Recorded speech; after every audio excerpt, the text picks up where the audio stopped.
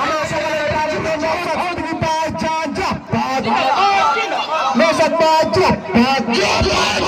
ভাইজান স্বাগতম, ভাইজান স্বাগতম। আপনারা এইভাবে ওখানে গিয়ে ভিড় করবেন না, ভাইজানকে আসার জন্য রাস্তা করে দেবেন।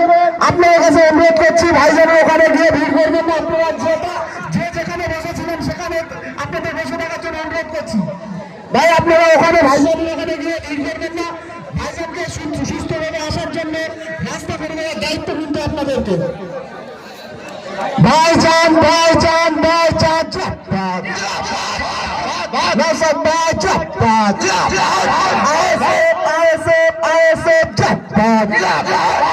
ভাইজান স্বাগতম।